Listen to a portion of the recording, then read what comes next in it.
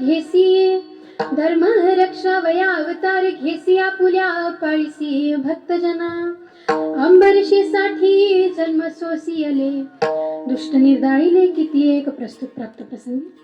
चिंतन रूपी सेवेकरिता घेतलेला अभंग जगद्गुरु जगद्वंदनीय तुकोबारायांचा आहे, 4 चरणाचा आहे. आणि या अभंगामध्ये तुकोबारा ईश्वर अवतार कार्य कशासाठी घेतात आणि अवतार घेऊन काय कार्य करतात याचं वर्णन करतात. विठ्ठल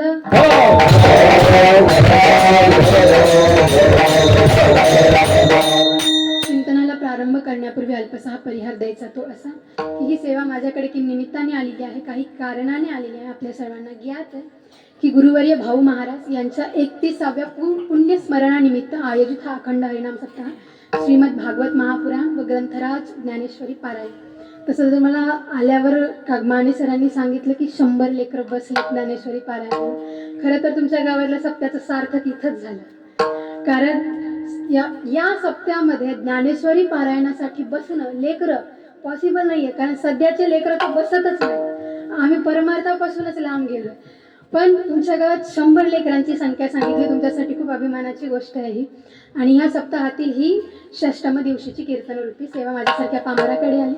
गुरुदेवांच्या चरणी हीच प्रार्थना करते की त्यांनी ही सेवा निर्विघ्नपणे पार पाडून घ्यावी. विठ्ठल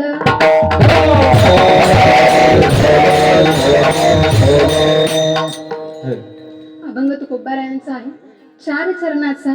अभंगाच्या प्रथम चरणात तुकोबाराय म्हणतात की धर्मरक्षा वया अवतार घेसी आणि आपुल्या पाळीसी भक्तजना. ईश्वर अवतार कशासाठी घेतो? धर्माच्या रक्षणासाठी अवतार घेतो. आणि अवतार घेऊन करतो का? तर आपुल्या पाळीसी भक्तजना. मग कोणत्या भक्ताला पाळलं? तर अंबरीशीसाठी जन्म सोसियले आणि दुष्ट निर्दाळीले किती एक. अंबरीशीसाठी संतांचा सुद्धा विचार केला नाही, दुर्वासांचा सुद्धा विचार केला नाही, ताडकृत्यासारख्या दुष्ट राक्षसीनेचा सुद्धा अंत केला. आता तुम्ही म्हणा ईश्वर धर्माच्या रक्षणासाठी अवतार घेतो, पण ईश्वराला धर्माच्या रक्षणासाठी अवतार घ्यायची गरज काय? कारण प्रभू का रचा है सृष्टी को, जिस प्रभूने वही ये सृष्टी चला रहे. सृष्टीला रचवले कोणी? त्याच प्रभूने. वृक्षाची या पाने हाले ज्याची सत्ता, त्यांच्या सत्तेशिवाय वृक्षाचं पान सुद्धा हालत नाही. जर बनवलं त्यांनी तर मग धर्मावर संकट येणार कसं? धर्मावर संकट येणारच नाही तर मग प्रभू अवतार घेणार कशासाठी? आता प्रभू अवतार घेतात फक्त 2 व्यक्तीसाठी. आता तिकडं वळण्याआधी सगळ्यांनी कीर्तनात बसल्यावर 3 नियमांचं पालन करायचं असतं श्रोत्यांनी. पहिला नियम, ताट बसा. पाठीला बांबू लावायची वेळ येऊ देऊ नका. ताट बसा सगळे. मला माहिती आहे थंडी आहे, सगळे पांघरून बसलाय, स्वेटर घालून बसलाय, मी नाही घातलेला, हा पण विचार करा. आणि दुसरा नियम, जेव्हा जेव्हा भजन होईल तेव्हा तेव्हा हाताने टाळी, मुखाने प्रभूचं नाव घ्यायचं. आणि कीर्तनातील 3रा नियम, हे गेलेली 5 दिवस तुम्ही या नियमाचं पालन केलं नाही केलं नाही माहिती. कीर्तन करताना, कीर्तन ऐकताना वक्त्याचं एकट्याचं कर्तव्य नसतं की 2 तास ओरडून जावं. तुमचं कर्तव्य आहे की तुम्ही वक्त्याच्या प्रश्नाची उत्तरं पण द्यावी, कारण जोपर्यंत तुम्हाला कीर्तन कळत नाही का नाही तोपर्यंत आमचं कीर्तन सफल होत नाही. म्हणून जेव्हा जेव्हा भजन होईल तेव्हा तेव्हा मुखाने नाम, हाताने टाळी, आणि जेव्हा जेव्हा कीर्तनात प्रश्न विचारल्या जातील तेव्हा तेव्हा प्रश्नाची उत्तर देत चला. विठ्ठल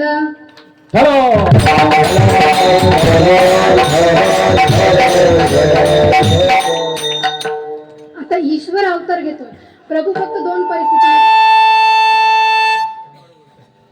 विठ्ठल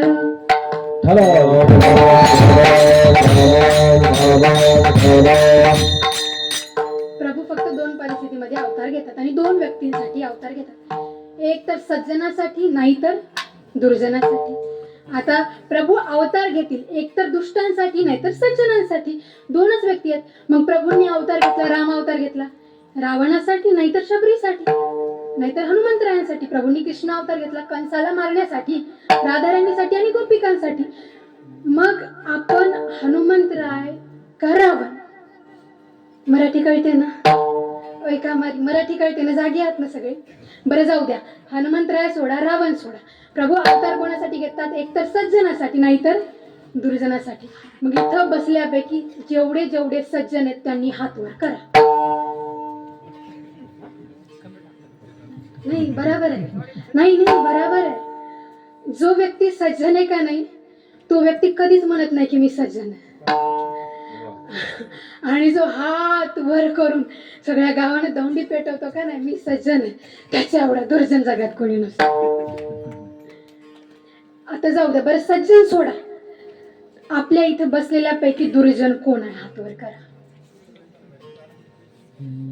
दुर्जन कोणीच नाही. म्हणजे आपण सज्जनही नाही दुर्जनही नाही. बरं असू द्या, ते सोडा. आम्ही एकादशीचं व्रत करतो, आळंदी पंढरपूरची वारी करतो. आम्ही दुर्जन का? आपण बरं दुर्जन असतो तर आपण कीर्तनातच आलो नसतो. कारण धर्म मंडपात यायला पुण्य लागतं आणि पुण्य आहे म्हणून आपण सज्जन होतो. पण सज्जनही नाही दुर्जनही नाही. मग देव तर एक तर अवतार घेतो सज्जनासाठी नाहीतर दुर्जनासाठी. सगळ्यात महत्वाची गोष्ट, एक दुर्जन विठ्ठल.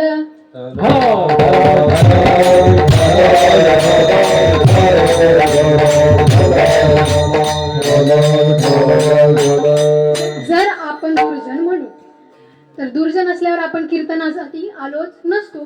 दुसरी गोष्ट, आम्ही आळंदी पंढरपूरची वारी करतो, एकादशी व्रत करतो, सप्त्यात कीर्तनाला जातो. आम्ही दुर्जन का? हे सगळं ठीक आहे. आळंदी पंढरपूरची वारी करताना जर वय झालेलं नसताना अर्ध्या तिकिटात आळंदी पंढरपूरला जाणं हे कुठली सज्जनता? बरं, मला काय गाथा पाठ नाही, मला काय ज्ञानेश्वरी पूर्ण पाठ नाही, पण मला सांगा गाथेमध्ये असा एखादा अभंग तुकोबारायांनी लिहून ठेवलाय का की जर आळंदी पंढरपूरला जायचं असेल तर अर्ध्या तिकिटात गेलं तरच देव भेटतो? बरं, ते पैसे वाचून कोणते सोन्याची कौलं घालायचे घराला ते तर सांगा ना. मग आपण सज्जन का दुर्जन? प्रश्न हाय. तुम्ही कसलंच उत्तर देणार नाही का? विठ्ठल.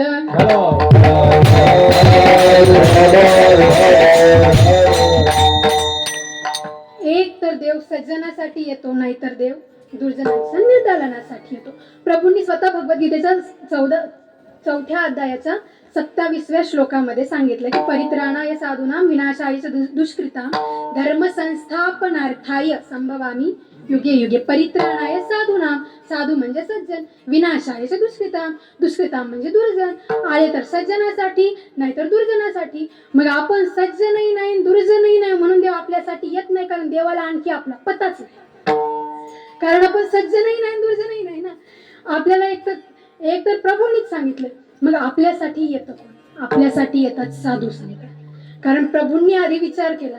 एक तर मी आधीच सांगून ठेवलंय ग्रंथांमध्ये की मी सज्जनासाठी जाईल नाही तर दुर्जनासाठी जाईल.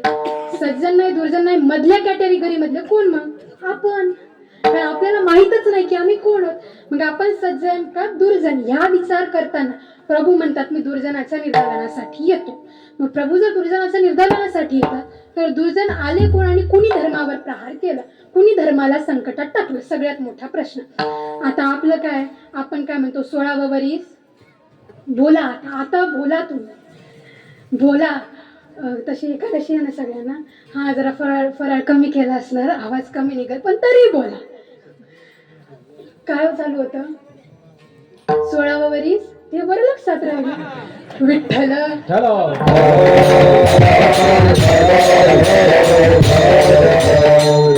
आता इथं प्रभूंनी दुष्टाचं निर्दालन कसं केलं हे बघायचं आपल्याला. प्रभू दुष्टाच्या निर्दालनासाठी आता प्रभूंनी रामावतार धारण केला. कशासाठी केला? दुष्ट वाढलेत, साधू संत यज्ञ हवन करतात तर त्यात रक्त टाकतात, हवन नष्ट करतात, हवन भंग करतात, मांस टाकून हवन भंग करतात, साधू संतांना मारतात. मग प्रभूंनी त्याच्यासाठी अवतार घेतला, रामावतार प्रभूंनी घेतला. आणि प्रभूंनी केला काय? आता विषय काय होता? 16वा वरीस. बोलतो का आपण? काय होतं 16वा वरीस? धोक्याचं नाही धर्माचं आहे. वर गेला आवाज. विठ्ठल.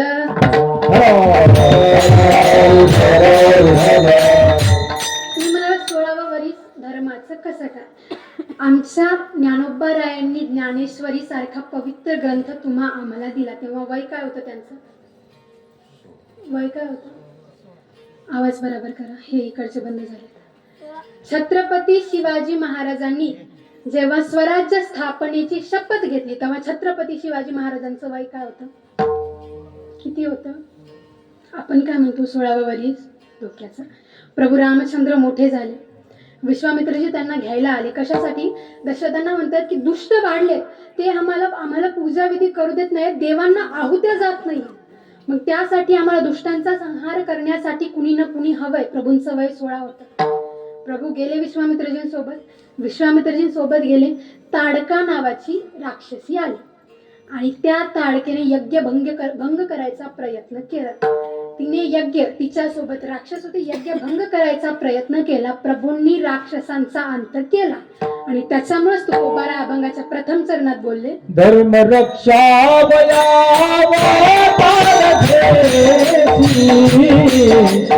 धर्म रक्षा अवतार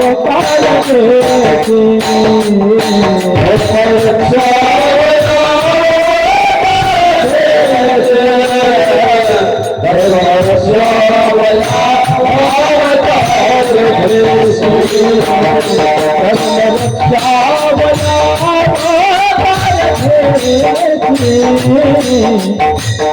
रक्षा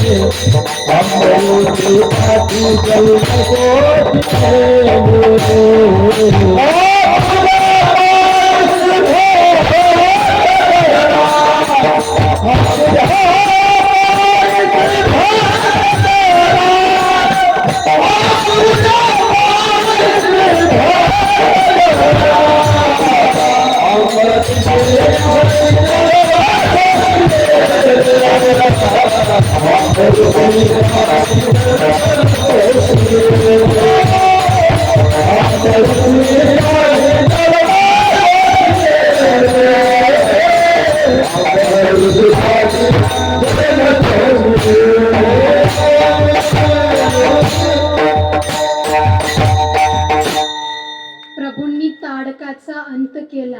तुम्ही म्हणाल धर्मरक्षा अवया अवतार घेतली, आम्ही समजू शकतो. दुष्टांचा अंत केला, धर्माची स्थापना केली, म्हणून आम्ही समजू शकतो की धर्मरक्षा अवया अवतार घेतली. आपुल्या पाळीसी भक्तजन, भक्तांचं कोणाचं रक्षण केलं? त्या आहुत्या ज्या जात होत्या प्रभूंसाठीच जात होत्या. विश्वामित्रजींनी जे यज्ञ केले ते प्रभूंसाठीच केले, त्याच्यामुळे आपल्या भक्तांचंही रक्षण केलं प्रभूंनी. आता कधी कधी कसं असतं माहितीये का, दोन्हीही गोष्टी सारख्या असतात, फक्त त्या कळत नसतात. कसं ते सांगते. महाराज आपलं नाव काय? आपलं नाव काय? संतोष महाराज. संतोष महाराज आणि कपिल महाराज एका जागी कार्यक्रमाला गेले. जाताना झालं असं, संतोष महाराजांना लागली भूक. तिथेच हॉटेल होतं. दोन्हीही गोष्टी कशा खऱ्या असतात ते बघा. हॉटेल होतं. संतोष महाराज बोलले की मला जिलेबी खायची आहे. कपिल महाराज बोलले हे बघा आणखी पाकिट भेटलेलं, आपल्याजवळ पैसे नाही. कीर्तनाकडे लक्ष द्या तुम्ही. आपल्याजवळ पैसे नाहीत, आणखी पाकिट भेटलेलं नाही, येताना खाऊ आपण. पण संतोष महाराजांना लागली होती भूक. आता करायचं काय? ते कपिल महाराज बोलले तुम्ही राहू द्या, मी जाऊन खाऊन येतो. आता हे गेले. आता कॉन्फिडन्स बघा यांचा. गेले हॉटेलवाल्याला, यांनी मागितलं, त्यांनी आणू नाही दिली. आता कपिल महाराज बघायला लागले ना. कपिल महाराज म्हणतात एक तर याच्याजवळ नाहीत पैसे, तरी हे गेले, मी कशाला मागं थांबू, मी पण जातो. तेही गेले. दोघं गेले. दोघं जिलेबी खायला चालू केली. दोघांनी पण जिलेबी चालू केली खायला. संतोष महाराजांनी लवकरात लवकर जिलेबीची प्लेट संपवली आणि संतोष महाराज निघाले हॉटेलच्या बाहेर. आता तसंच त्या हॉटेलच्या मालकाने आवाज दिला, ओ महाराज थांबा, तुम्ही पैसे दिले नाही. आता संतोष महाराज बोलले हे बघा, मी जिलेबी घेण्याआधी पैसे दिले. काय बोलले? मी जिलेबी घेण्याआधी पैसे दिले. आता दोघांचा झाला वाद सुरू. तो बोलतो नाही दिले, हे बोलतात दिले, तो बोलतो नाही दिले. आता असा वाद झाला ना चालू. तेवढ्यात आता कपिल महाराज आले. कपिल महाराज येऊन त्या दोघांच्या भांडणामध्येच बोलतात त्या दुकानदाराला, हे बघा तुमच्या दोघांच्या वादामध्ये मी दिलेले पैसे विसरून जा. आता तो दुकानदार काय म्हणतो, नाही नाही नाही नाही नाही, तुम्ही दिलेले लक्षात आहे, संतोष महाराजांनी दिले नाही. आता कपिल महाराजांनी विचार केला, आपली निर्दोष मुक्तता झाली ना आपली. आता हे तर सगळी निर्दोष मुक्तता झाली, हे निघायचं बघतात तेवढ्यात आणखी लोक येतात. झालं काय नक्की? आता तो व्यक्ती हॉटेलचा मालक लोकांना सांगतो की हे बघा, यांनी जिलेबी घेतली, पैसे दिले म्हणतात. हे म्हणतात नाही, मी आधी पैसे दिले नंतर जिलेबी घेतली. ते बोलले नाही, यांनी जिलेबी खाल्ली पण पैसे दिले नाही. लोक आलेली बोली यांच्या सोबत कोण होतं? ते बोलले हे महाराज होते. आता हे महाराज होते म्हणजे सगळ्या लोकांनी ह्यांना विचारलं, खरं खरं सांगा वास्तविकतेत झालं काय? त्यांनी लगेच हात पुढे करून प्रतिज्ञा घेतली, जो कहूंगा सच कहूंगा, सच के सिवा कुछ नहीं कहूंगा. आता असं बोलल्यावर ते बोलले हे बघा, त्यांनी संतोष महाराजांनी पैसे दिले नाही दिले मला माहीत नाही, पण जसे पैसे मी दिले तसेच पैसे संतोष महाराजांनी पण दिले. नाही कळालं का? जसे पैसे मी दिले तसेच पैसे संतोष महाराजांनी पण दिले. आता या दोघांपैकी एक तरी जण खोटं बोलतोय का? नाही. दुकानदार खोटं बोलतोय का? नाही. कधी कधी दोन्हीही गोष्टी खऱ्या असतात, फक्त आम्हाला त्यातलं वास्तविकता काय ते कळत नाही. असंच होतं. प्रभूंनी धर्माच्या रक्षणासाठी अवतार घेतला.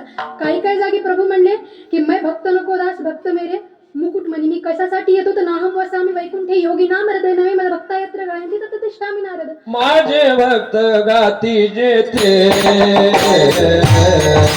माझे भक्त गाती जेथे, माझे भक्त गाती जेथे, माझे भक्त गाती जेथे.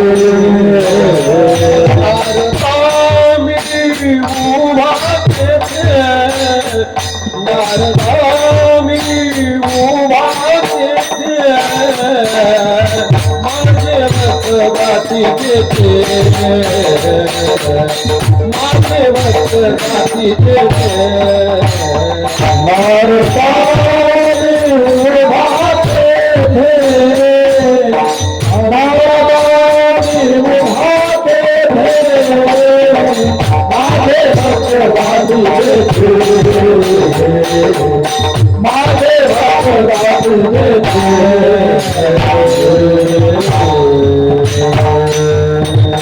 आता बघा, प्रभूंनी धर्माच्या रक्षणासाठी अवतार घेतला. प्रभू बोलले मी त्याच्यासाठी, पण नंतर काय, माझे भक्त गाती जेथे नारदामी, माझे भक्त माझ्या नामाचं स्मरण जिथं करतात तिथं मी उपस्थित राहतो. मग प्रभू ऍक्च्युली येतात कुणासाठी? दुष्टांसाठी, सज्जनांसाठी का एकदम असं कोण आहे ज्याच्यासाठी येतात? तर प्रभू म्हणतात मी जनकल्याणासाठी अवतार घेतो. असं कोणीच नाही जे स्पेसिफिक माझ्या जवळचं आहे. का? कारण सगळी लेकरं कुणाची आहेत? माझी आहेत. या सगळ्यांना बनवलंय कुणी? मी बनवलंय. सगळ्यांना मी बनवलंय, पण सगळे मला विसरतात. जेव्हा हे संसारात जातात, जेव्हा गर्भात असतात का नाही, तेव्हा तर मला खूप प्रार्थना करतात की प्रभू मला ह्या गर्भवासातून एकदाच बाहेर काढा. एक वेळ करी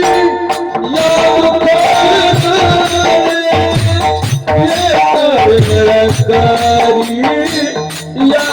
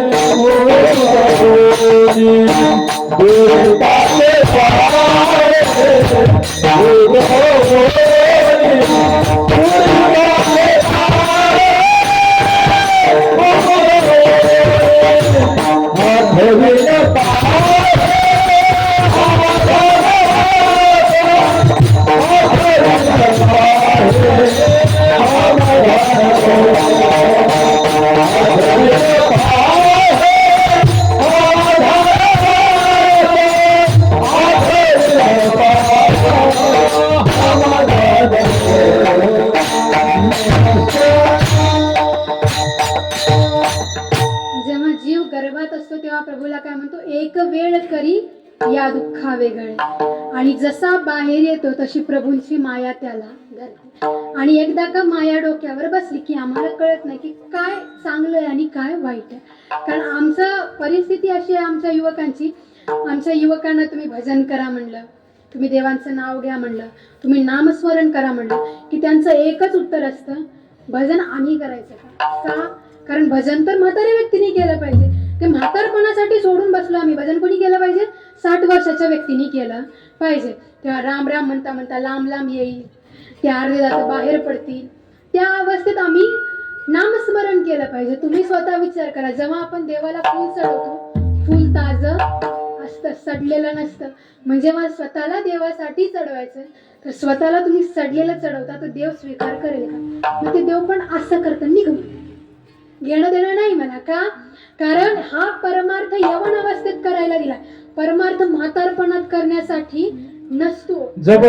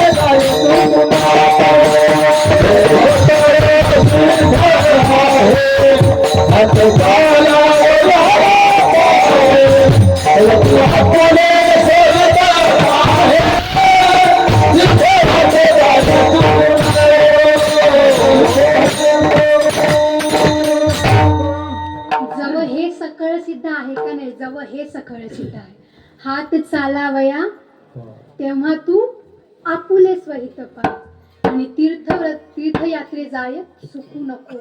ही यवन अवस्था आहे. पण आमच्या कसं झालंय, आमची अवस्था एक तर आम्ही मॉडेलिझम मध्ये जगतोय, अध्यात्माशी आमचं घेणं देणं नाही.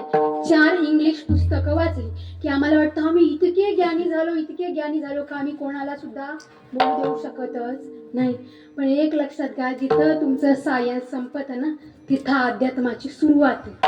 अध्यात्म खूप पुढे आहे, सायन्स तिथं आणखी पोहोचलंच नाहीये. मग तुम्ही म्हणाल प्रमाण द्या, आम्ही कसं काय देवाचं नाव घेऊ? पाहूनच घेऊ. हे बघा, मनुष्याला आयुष्य किती वर्ष दिलेलं आहे? बोलतो का? किती? मागचे किती वर्ष दिलं माय? आताच म्हातारे झाला का काय? किती वर्ष दिलं?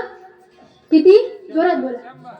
100 वर्ष दिलं. हे बघा, तुम्ही सगळे कीर्तनकार पाहिले, वयोवृद्ध आहेत, एकटं लेकरू आहे. म्हणजे आज फक्त लेकरांचा दिवस आहे. तुम्हाला कोणीच काही बोलणार नाही, फक्त माझ्याशी बोलायचं, बाकी कोणाशी बोलायचं नाही. आयुष्य किती वर्ष आहे? किती बोलता का? हा, दिवस किती तासाचा असतो? दिवस हा, रात्र माणूस झोपतो किती तास? जास्त 12 कडे जायचं नाही. हा, ते बरा नाही सांगतो. आता कारण कसं आहे माहितीये का, आता कोणी ब्रह्ममुहूर्तावर उठत नाही का? ते केलं सगळं, प्रातःकाल उठ के रघुनाथा माता पिता गुरु नावही माता, हे आता काही राहिलं नाही. आता माता पितांना हात जोडावं लागतं की तू उठ. ते कराग्रे वसते लक्ष्मी गेलं, कराग्रे वसते मोबाईलम कर मध्ये चाय कपम कर मुले तू बिस्किटम प्रभाते कर दर्शन, असं झालेलं आहे. तर तुम्ही बघा ना, तुमच्या घरचे लेकरं उठल्या आधी हातात काय घेतात? हात असे करून प्रणाम करतात? नाही. पृथ्वीला प्रणाम करतात? नाही. आधी काय घेतात? कोणाचा मेसेज आला की नाही. आता ते तुम्ही बघून घ्या, तेवढं मला तिकडे जायचं नाही, कारण आपल्याला वेळ कमी आहे. मग आपण ते गेलं, ते ब्रह्ममुहूर्तात उठूनच गेलं, मग बाकी सगळ्या गोष्टी तर गेल्याच. आता आम्ही 12 तास झोपतो. आयुष्य 100 वर्ष, अर्धा दिवस झोपण्यात घालतो. अल्पायुष्य मानवते, अल्पायुष्य मानवते,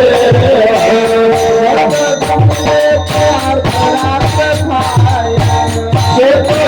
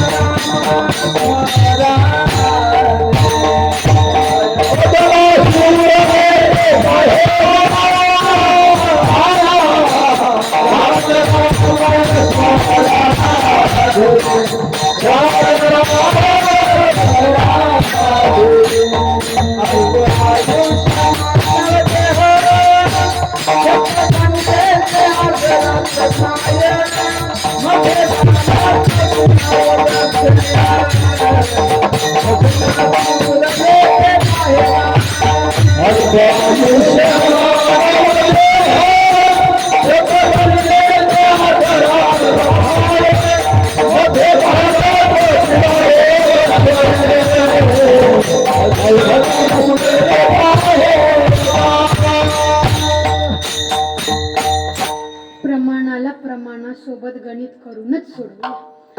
अल्प आयुष्य मानव देह, शतक गणिल येते अर्धरात्र काय. म्हणजे अर्धा आपण कशात घातलं? झोपेत घातलं. 24 तासाचा सगळा दिवस धरला तर 12 तास आम्ही झोपीत घालतो. आताचे कुंभकर्ण असे 24 तास झोपायला कमी करत नाही. आता तेवढं कशाला, कारण आपल्याला गणित करायचं आयुष्य लागतं. म्हणून आपलं 100 पैकी 50 वर्ष झोपीत गेले. किती राहिले? किती राहिले? मोठे व्यक्ती थांबा, लेकरांना बोलू द्या. आता शाळेत जाता, गणित येतं. मी मेडिकलचे स्टुडंट आहे, माझं मॅथ वीक. कॅल्क्युलेशन तुम्हाला करायचं. 100 पैकी 50 झोपीत गेले. किती राहिले? किती राहिले? 50 राहिले. सध्याच्या काळात जगायचं म्हणजे शिक्षण महत्वाचं आहे. अंगुठा छाप असाल तर ते 100 रुपयाचा वस्त्र घेऊन म्हशी बाजायला लागेल. त्याच्यामुळे शिक्षण शिकणं महत्वाचं आहे. मग आता PhD करायला 28 वर्ष लागतात. 28 वर्ष आपल्या जवळ नाही, कारण 50च. त्यातले 28 घेतले तर अर्धा आयुष्य त्याच्यात जाईल, उरणार काहीच नाही. 18 वर्ष शिक्षणात गेले. 50 - 18 किती राहिले? किती राहिले? 32 राहिले. 32 वर्ष राहिले आता आपल्याकडे. आता त्याच्यानंतर आपल्याला शिक्षण झालं, डिग्री भेटली, आता नोकरी शोधायची आहे. सध्याच्या काळामध्ये गव्हर्नमेंट जॉब भेटणं म्हणजे इम्पॉसिबल आहे. बिझनेस करा, प्रायव्हेट जॉब करा, काही करा, नाही तर म्हशी बाजरा, पण गव्हर्नमेंट जॉब भेटणार नाही. संख्याच एवढी झालेली आहे, कट टू कट कॉम्पिटिशन आहे. पण आता नोकरी शोधण्यामध्ये 2 वर्ष गेले. किती राहिले? 32 - 2 किती राहिले? 30 वर्ष राहिले. नोकरी मिल गई, छोकरी बाकी. सध्याच्या काळातला सगळ्यात कठीण विषय, पोरगी भेटत नाही. काही दिवसाला अशी परिस्थिती येणार आहे का नाही की आपल्याला बैल बाजाराच्या शेजारी, मी बोलतच नाही, आपल्याला तिकडे जायचंच नाही, परिस्थिती येणार आहे. कारण अवस्था अशी का नाही, एकतर आम्ही नारीला समजलंय कमी. आम्ही म्हणतो इथपर्यंत आम्ही कमी समजलं की आम्ही म्हणतो महिलांनी कीर्तन सुद्धा केली नाही पाहिजे. कोण दिला तुम्हाला हे अधिकार बोलायला? शास्त्राचं प्रमाण देईल, पुराणांचं प्रमाण देईल, वाटलंच तर वेदांचं पण प्रमाण देईल तुम्हाला की महिलांचा अधिकार काय. शुक्ल यजुर्वेदाच्या दृष्टा कोणाला म्हणतात माहितीये का? शुक्ल यजुर्वेदाच्या दृष्टा. पण आदरवट ज्ञान घेऊन जर आपण म्हणतोय की महिलांनी कीर्तन करू नये, तर तुम्हीच विचार करा आदरवट ज्ञान कुठपर्यंत उपयोगाचं आहे. शुक्ल यजुर्वेदाच्या दृष्टा याज्ञवल्क्य ऋषी वेदाचे दृष्टा आहे. जनकजीच्या दरबारामध्ये एका स्त्रीने त्यांना प्रश्न विचारला. कशामुळे माहितीये? कारण त्या स्त्रीला त्यांना गुरु बनवायचं होतं. गुरुची परीक्षा घेतली, गुरु बनवण्याआधी परीक्षा घेतली. त्या स्त्रीने त्यांना प्रश्न विचारला. त्या स्त्रीचं नाव काय होतं? गार्गी. कोण होती? स्त्री होती. स्त्रियांचा अधिकार बघायचा ना, वेदाच्या ज्ञाताला सुद्धा प्रश्न विचारायचा अधिकार स्त्रियांना आहे. गार्गीला उपदेश द्यायचा सुद्धा अधिकार होता. तुम्हीच बघा ना, स्वराज्य जननी जिजामाता म्हणतात. जिजामाता नसतं तर शिवाजी महाराज झाले असते का? शिवरायांना स्वराज्याची स्वप्न दाखवून स्वराज्याची स्थापना करायला लावणारी एक स्त्रीच होती ना. हड्डीराणी कोण होती? अहिल्याबाई होळकर कोण होत्या? लक्ष्मीबाई कोण होत्या? बरं त्या सोडा, मीराबाई, मुक्ताबाई, जनाबाई कोण होत्या? नामदेव कीर्तन करी पुढे देव नाचे पांडुरंग, नाचता नाचता देवाचा गळाला पितांबर. पुढचे शब्द महत्वाचे आहेत. जणी म्हणे बोला अभंग. उपदेश देतात जनाबाई की तुम्ही अभंग बोला, हे सांगण्यासाठी अधिकार लागतो. जेव्हा शुंभ निशुंभानी, कुणी सप्तशतीचा पाठ केला असेल तर तुम्हाला माहित असेल, शुंभ निशुंभानी जेव्हा स्वर्गावरती आक्रमण केलं होतं का नाही, तेव्हा सगळी देव 33 कोटी देव मिळून एका स्त्रीला शरण गेली, जगदंबेला. तेव्हा तर त्यांनी नाही पाहिलं की स्त्री पुरुष भेद आहे, स्त्रीला अधिकार आहे का नाही, तेव्हा तर नाही पाहिलं त्यांनी. या गादीवर बरं, जर मला तुम्ही एका गोष्टीचं उत्तर द्या, तुम्ही जर या गादीवर उभं टाकून म्हणताय का स्त्रियांना कीर्तन करण्याचा अधिकार नाही, तर मला सांगा तुम्ही काय पुरुषाच्या गर्भातून जन्मलात का? तुम्ही स्त्रियांचा अपमान नाही करता, तुम्ही तुमच्या आईचा, तुम्ही तुमच्या बहिणीचा, तुम्ही तुमच्या पत्नीचा अपमान करता. आणि जो व्यक्ती स्वतःच्या घरच्या स्त्रियांचा आदर करू शकत नाही, त्याला अधिकार आहे का या धर्माच्या गादीवर उभं टाकायचं? हे तुम्ही ठरवा, मी नाही. कारण मी लहान आहे, मला तुम्हाला उपदेश देण्याचा अधिकार नाही. माझं कर्तव्य धर्मरक्षक म्हणून तुम्हाला सांगणं हे माझं कर्तव्य, ते मी सांगते. पण हे जो आपला भेद करतोय का नाही आपण, स्त्री मोठी का पुरुष? गायत्री मंत्र माहितीये? गायत्री मंत्र माहितीये? गायत्री मंत्र म्हणण्याचा अधिकार महिलांना दिला नाही. का दिला नाही माहितीये?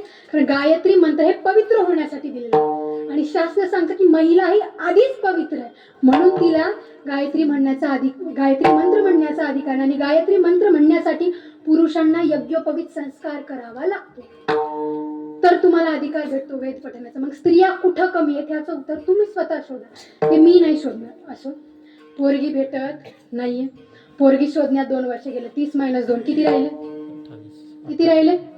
28 राहिले. पोरगी भेटली, लग्न झालं, लेकरासाठी 3 वर्ष गेले. किती राहिले? 28 - 3 किती राहिले? 25 राहिले. बघा, अल्प आयुष्य मानव देह शतगणिले ते अर्धरात्र खाय मध्ये बालपण गेलं. पिढा रोग क्षयाचा त्याच्याकडे वळतोय आपण. कसं ते बघा. लेकरं झाले, पुरलं किती? 25 वर्ष आयुष्य. लेकरांच्या शिक्षणासाठी 15 वर्ष गेली. किती राहिले? 10 वर्ष राहिले. त्या 10 पैकी लेकराची नोकरी शोधण्यात 2 वर्ष गेले. किती राहिले? 8 राहिले. त्याच्यात लेकराची छोकरी शोधण्यात 2 वर्ष गेले. किती राहिले? तुम्हाला भेटत नव्हती, त्याला भेटेल का नाही मला माहिती. कुठं त्याला बजरंग बलीच्या मंदिरात भगवा घालून राहावं लागणार आहे, आणि नेक्स्ट जनरेशनला तर 100% राहावंच लागणार. चान्सच नाही कुणाकडं. का? कारण काही काळानंतर अशी परिस्थिती येणार आहे का नाही, 100 मुलांच्या पाठीवर 700 मुली आहेत. काही काळानंतर ती 600-500 वर जाईल संख्या. मग आपल्या गावातले कामारीतले 4-5 मुलं निघतील. कशासाठी? आज पोरगी बघायला जायचं. नाही, कामारीतल्या नाही निघणार, कामारीतल्या पोरी निघणार. कशासाठी? आज मुलगा बघायला जायचं. परिस्थिती सांगायची. तुम्ही जे पोटात मुलीला गर्भात मारताय ना स्त्रीला, त्याची परिस्थिती पुढे तुम्हाला येणार आहे. तुम्हाला बहीण पाहिजे, बायको पाहिजे, आई पाहिजे, पण तुम्हाला मुलगी नको आहे ना, त्याचं परतफेड तुम्हाला पुढे करावं लागणार आहे. कामारीतल्या 4-5 मुली येतील आणि म्हणतील आज नवरा बघायला जायचं. मग तिथं जाऊन काय, ते येतील, मस्त तुमचा छोटा भाऊ घरापुढे रांगोळी काढत असणार, ते येतील घरात मस्त थाटामाटात सोफ्यावर बसतील, पायावर पाय टाकून. तुम्ही हातात चहाचा ट्रे, चहाचा कप घेऊन हळू हळू हळू हळू चालत यायचं. मग ती तुम्हाला विचारणार, काय रे, नाव काय तुझं? तुम्ही हळूच खाली मान करून सांगायचं. तिथं आवाजवर जमणार नाही. सोहम. आता इथं कोणी सोहम घेऊ नका, मला जे सुचलं ते मी घेतलं. मग ती बोलणार, का रे, स्वयंपाक येतो का? नाही. तुम्ही गडे हो भाई म्हणले, तुमच्या गाडीवर पुढचा गिअर पडल, आणि तुम्ही जर नाही म्हणले तर गाडीचं पेट्रोल आहे तिथं संपल, गाडी पंक्चर आहे तिथं, तुम्हाला तिथंच थांबावं लागेल. ही परिस्थिती आहे. मग त्याची छोकरी शोधण्यात 2 वर्ष गेले. किती राहिले? 8 - 2 6 राहिले. 6 वर्ष राहिले. बघा, अख्खा आयुष्य तुम्ही काय म्हणता, 60 वर्षाचे झाल्यावर आम्ही देवाचं नाव घेऊ. 60 वर्ष पाहिलं का तुम्ही? कितव्या वर्षावर आल्या? 6व्यावर आल्या. 60वं पाहिलंच नाही, राहिले 6. त्याच्या लेकरासाठी 2 वर्ष गेले. किती राहिले? 4 राहिले. आता म्हाताऱ्या व्यक्तींचं म्हणणं असतं की आम्ही आमच्या नातवाला मांडीवरती खेळवावं. तुम्ही तुमच्या नातवाला मांडीवरती खेळवण्यात 2 वर्ष गेले. किती राहिले? तेवढ्यात आता देहांत काले कप वाहत पिते शास्त्रांचं वाक्य. शेवटच्या काळी वात पित्त कप सगळ्यांना सतवतं. तुम्ही पडले अंतरणामध्ये. तुम्ही म्हणजे काही नाही, आम्ही सगळेच पडणार अंतरणात. तुम्ही म्हणल्यावर पर्सनली स्वतःवर तर घेऊच नका, कारण सगळ्यांनाच जायचं. अंतरणात पडले. शेवटचे 2 वर्ष, ते 2 वर्ष उहू करण्यात गेले. किती राहिले? शेवटी यमराज आले आणि तुम्ही किती राहिले? मग शेवटी संतांनी याच्यावर उपाय पण त्याच प्रमाणात दिला. राम नाम स्मरा. तुम्ही म्हणाल नामाची महिमाच काय, आम्हाला माहितच नाही, आम्ही काच नामस्मरण करू. हे बघा, नामाची महिमा एवढी मोठी आहे की गगनाहुनी वाढ नाम आहे. नाम संकीर्तन साधना पै सोपे, जळतील पापे नाम संकीर्तन वैष्णवाची जोडी. पापे अनंत कोटी नाम वाचे श्रवण कीर्ती. पाऊले चित्ती काळ सार्थक केला त्याने, कुणी जाणे धरिला मनी विठ्ठल. एवढी मोठी नामाची महिमा आहे. एवढं सगळं सांगून जर तुम्ही म्हणसाल आम्ही देवाचं नाव का घेऊ, नका घेऊ, मेल्यावर यमराज दांडी देईल. आणि मग कसं आहे माहितीये का, यमलोकात गेल्यावर मारी ती सोडी ती. ये बातें किंकर बहु सारे, ये बातें किंकर बहु सारे, ये बातें किंकर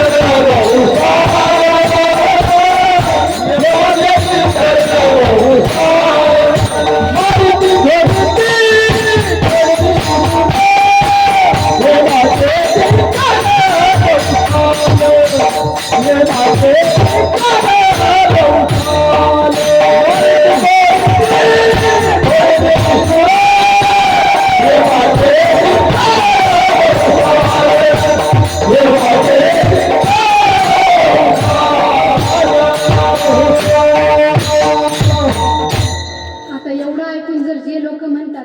देवाचं नाव घेणार नाही.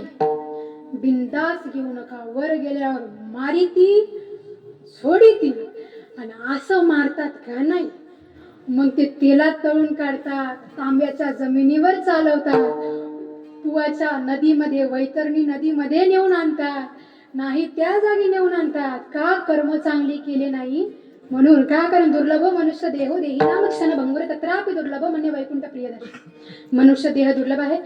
मनुष्य देह दुर्लभ आहे आणि या दुर्लभ मनुष्य देहाला भेटल्यावर जर तुम्ही नामस्मरण करत नाही, कर्म चांगले करत नाही. तर काही लोकांचं म्हणणं असतं, आम्ही ज्ञानेश्वरीचं पारायण करतो, आम्हाला अख्खा गाथा पाठ आहे, आम्ही कथा कीर्तन ऐकतो, आम्ही कथा कीर्तनात जातो, एवढं सगळं करून सुद्धा थोडं काही झालं की सगळं येऊन जाऊन आमच्यावरच येतं. आम्ही कुणाच्या आद्यात जात नाही, मध्यात जात नाही, सगळं आमच्यावरच कसं काय?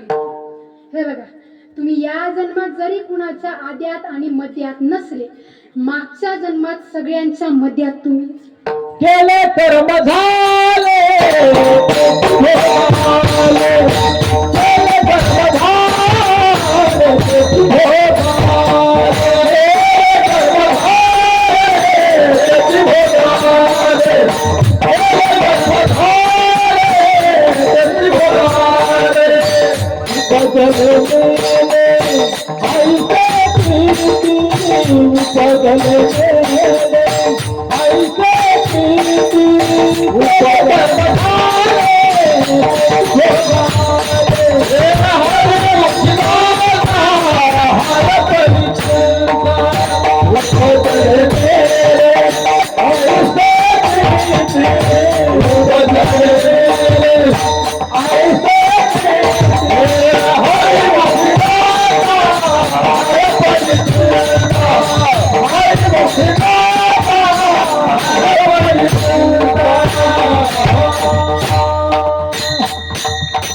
बघा आता प्रमाणात काय म्हणले की केले कर्म झाले, तसे भोग आले का?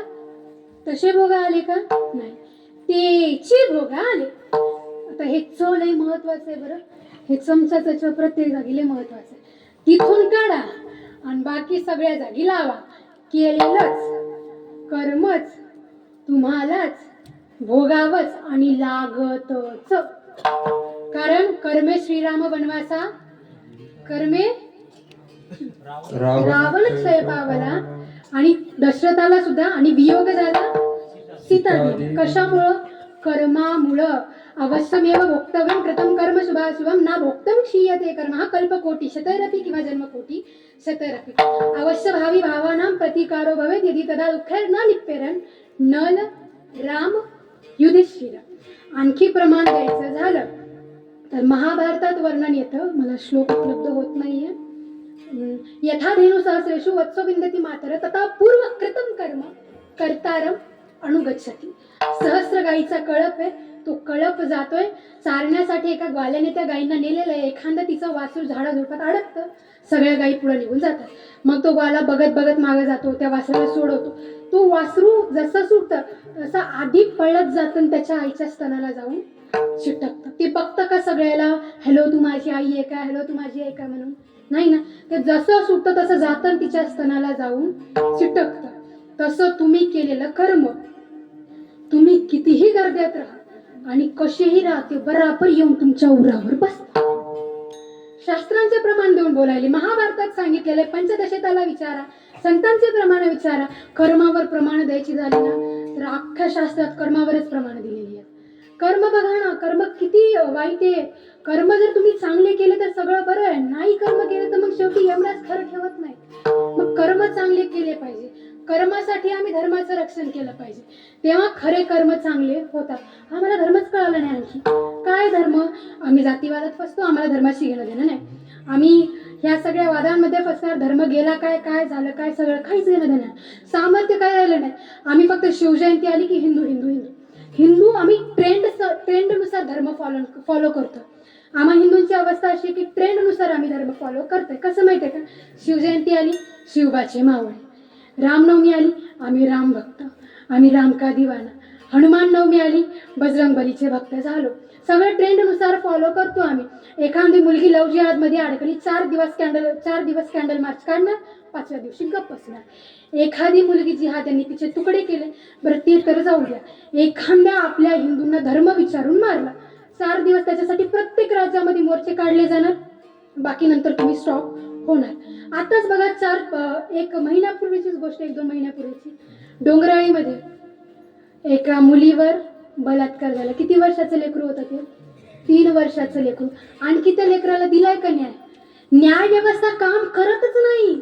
हे छत्रपती शिवाजी महाराजांचे आम्ही आदर्श घेतलाच नाही तर कुठली न्याय व्यवस्था काम करणार आहे? ह्यांना येतात त्यांच्याकडून, हे न्याय व्यवस्थेवाले जेवढे आहेत यांना त्या विधर्मी लोकांकडून हप्ते येतात, तेवढेच खायचे, त्या जिहाद्यांना सोडून द्यायचं.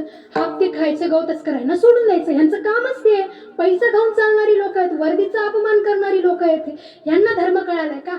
शिवजयंती आली, आम्ही शिवबाचे मावळे म्हणतो, दाढी बकऱ्यांना सुद्धा येते. दाढी वाढवली म्हणजे आम्ही शिवबाचे मावळे होत नाही. मराठी कळत नाही वाटतं मला तुम्हाला. नाही, बरं झालं नाही कळत. कसं आहे माहितीये का? बरं, हा माईक आहे, माईक चालू करायला काय लागतं? माईक चालू करायला काय लागतं? करंट लागतो. बराबर. लाईट तो झाला, करंट लागतो. माईक आहे, माईक चालू करायला काय लागतो? लाईट चालू करायला काय लागतो? फॅन चालू करायला काय लागतो? करंट लागतो. हे एवढं आहे. आता तुम्ही बघा, माईकसाठी काय लागतो? बोला, माईकसाठी काय लागतो? लाईटसाठी काय लागतो? फॅनसाठी काय लागतो? टीव्हीसाठी काय लागतो? कीर्तन कळायसाठी काय लागतो? करंटच लागतो. शॉर्ट झालेला कळतच नाही कीर्तन. ते टेस्टर लावलं की ते लाल हिरवा लाईट आला पाहिजे, तेव्हा कीर्तन कळतं, नाही तर कीर्तन कळत नाही. शिवबाचे मावळे आम्ही कसं शिवजयंती आली, हा लावली चंद्रकोरी, झाली, वाढवली दाढी, आम्ही शिवबाचे मावळे. चरित्र लागतं शिवाजी महाराजांसारखं. काय आचरण आहे तुमचं? परस्त्रिया सदा बहिणी माना म्हणून आमच्या संतांनी शिकवण दिली. तुमच्यासोबत एक मुलगी सुरक्षित नाहीये. एक आम्हाला अभिमान होता, आम्ही का शिवबाचे मावळे, आम्ही का महाराजांच्या महाराष्ट्रात राहतो म्हणून आम्हाला अभिमान होता. लोकांनी आम्हाला विचारलं की आम्ही सांगायचो की तुम्ही शिवाजी महाराजांना एवढं का म्हणता. आम्ही आमच्या धर्माचं ज्ञान द्यायचो की एक विधर्मी पुरुष असू देत आणि त्याच्या सोबत 10 हिंदू मुली असू देत, ते 10 मुली सुरक्षित नाहीत. पण आमचे 100 हिंदू मुलं असू देत, त्यांच्यासोबत एक जिहाद्यांची मुलगी असू देत, ती मुलगी सुरक्षित फील करते. हे आमच्या शिवरायांचे संस्कार आहेत. सुभेदाराची त्या सोने पाठवली शिवाजी. सुभेदाराची त्या सोने पाठवली शिवाजी.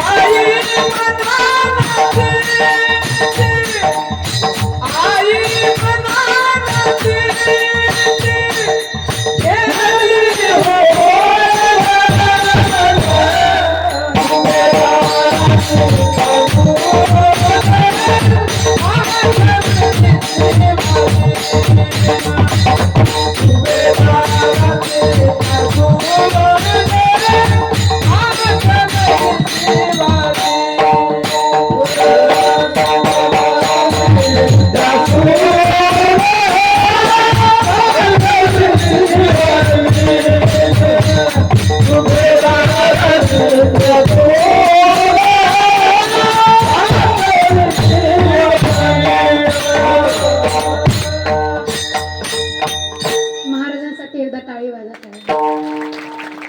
आशेप्रमाण उचलणारी माणसं असली का नाही, मला रात्रभर कीर्तन करायला काहीच वाटणार. आणि तशी तर आज एकादशी आहे. एकादशीचा आमचा संप्रदायातला नियम आहे की एकादशीच्या दिवशी कीर्तनाला उभं टाकलं की सकाळी काकडा करूनच कीर्तन संपवायचं.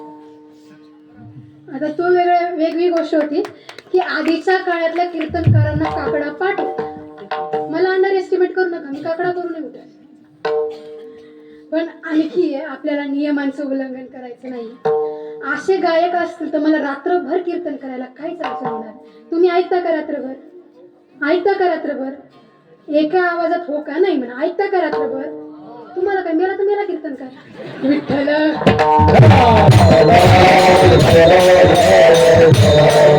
प्रमाणाकडे सुभेदाराची ती सून वाचवली पाठवली.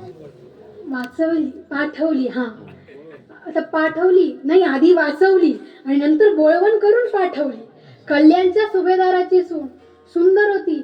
जेव्हा राजांनी तिला पाहिलं का नाही, वासनिक दृष्टीने नाही बोले राजे, काय बोले, अशीच आमची आई असती सुंदर रूपवती, आम्हीही सुंदर झालो असतो वदले छत्रपती. त्यांच्या आदर्शाखाली वाढलेली माणसं आम्ही. आणि ह्या जर महाराष्ट्रामध्ये एका 3 वर्षाच्या लेकरावर जर बलात्कार होतो तर आपण किती वाईट दिशेला चाललोय बघा ना. बाया वाचवणारा महाराष्ट्र बाया नाचवणारा होत चाललाय. स्त्रियांची रक्षा करणाऱ्या महाराष्ट्रामध्ये स्त्रिया सुरक्षित नाहीयेत. ज्या गौमातेच्या रक्षणासाठी शिवाजी महाराजांनी त्या मुघलांची मुंडकी छाटली, शिवरायांनी शपथ घेतली, आज आपल्या त्याच महाराष्ट्रामध्ये गौमाता गौतस्कर येतात, कत्तली होतात गौमातेच्या. आणि विधर्मी लोक काय म्हणतात की आमच्या धर्मामध्ये तर आहेच की आम्ही गाईला कापावं, हे तर आमच्या धर्मामध्ये म्हणलेलंच आहे. आमच्या धर्मामध्ये पण एक नियम आहे माहितीये का. आमचं शास्त्र सांगतं की जो गौ को मारते ताको तत् क्षण मार, क्षमा नाही तेही दीजिए उतरी धरा को भात. धेनू मानस ग्रंथ वाचा, त्यात कळलं जे गाईला मारतात की नाही त्याला त्याच क्षणी मारलं पाहिजे, त्याला क्षमा दिलीच नाही पाहिजे. या पृथ्वीवरचं ओझं कमी केलं पाहिजे. तुमच्या धर्मात आहे ना गौमातेला मारणं जायज आहे ना, आमच्या धर्मात सुद्धा गौमातेला कापणाऱ्यांना कापणं जायज. पण स्थिती अशी आहे का नाही, जे गौमातेची रक्षा करतात का नाही त्यांच्यावरच उलट केस व्हायला लागले. इकडं येऊया, आधी इकडं वळूया, त्या विषयावर पण यायचं आपल्याला. सुभेदाराची सून लाडकी भयंकर पीत होती. काय सुंदर, तिच्या सुंदरतेचं वर्णन करताना तिला अप्सरेपेक्षा जास्त सुंदर होती म्हणून उपमा दिलेली. आणि आम्ही जर चंद्रकोर लावून दाड्या वाढवून जर आम्ही स्वतःला शिवबाचे मावळे म्हणतो आणि आम्हाला जर स्त्रीला बघण्याची दृष्टी चांगली नसेल का नाही तर मला नाही वाटत की आपण त्यांचे मावळे होऊ शकू. कारण कशी आहे, शिवराय कसे होते, विजेसारखी तलवार चालवून गेला, निधळ्या छातीने अख्ख्या हिंदुस्थानाला हलवून गेला, अफजल खानाचा कोथळा फाडून गेला, स्वर्गात गेल्यावर देवानीही ज्याला झुकून मुजरा केला असा छत्रपती शिवबा. देवानी पण ज्यांना मुजरा करावा. आता राजांचा विषय आला तर राजांसाठी पोवाडा तर घेतलाच पाहिजे. हातवर करा, हातवर कामारी झोपले काय तरी मी आणखी खरं चालू केलंच नाही. एक हात नाही तुमची काय प्रेझेंटी घ्यायली का मी, एक हात यस्सोर म्हणून वर करायला. कीर्तनात आलोय, शाळेत नाही. दोन्ही हात वर करा, हात वर करायचे. हे बघा महिला मंडळ पुरुष मंडळ लक्ष देऊ नका. जे हात वर करणारे महिला मंडळ तुमच्यापैकी, तुम्हाला तुमच्या घरच्याची शपथ. पुरुष मंडळी तुम्हाला तुमच्या घरचीची शपथ नाही. घरी जरी असं तर शपथ दिली ना. आणि ज्यांचं झालं नाही ते म्हणतील आम्ही वाचलो. तुम्हाला तुमच्या होणारीची शपथ. आधीच पोरी कमी आहे तुमचं, तुम्ही बघून या कीर्तन झाल्यावर मी निघाली. हातवर हे टाळे माझ्यासाठी नाहीयेत. छत्रपती शिवरायांच्या महाराष्ट्रात राहण्याचा जर स्वाभिमान आपल्याला आहे का, त्या राजांची मावळे म्हणून जगण्याचा जर अभिमान आपल्याला आहे का, त्या राजासाठी प्रत्येक हिंदूंनी हिंदू म्हणून टाळी वाजवायची, शिवरायाचा मावळा म्हणून टाळी वाजवायची. इको द्या माझ्या माईकला द्या. शिवनेरीवर शिवबा जन्माला, शिवनेरीवर शिवबा जन्माला, राजांचा अधिपती, साऱ्या राजांचा अधिपती. हात वर, सगळ्यांचे हात खाली येतात. घरचीची शपथ आहे, बघून ना. तुम्ही म्हणाल ती गेली तर आम्हालाच बरं पिढा द्या. दैवत छत्र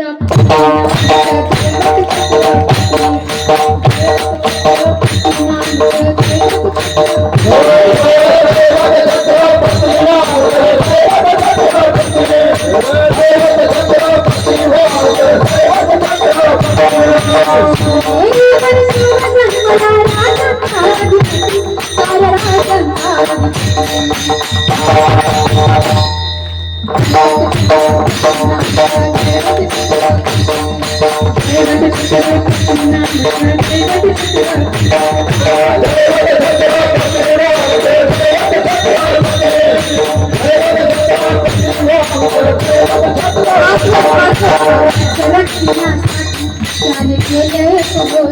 स्वरात रक्षणासाठी त्याने केलंय पोटाची देऊनी भगवतो हाती देऊनी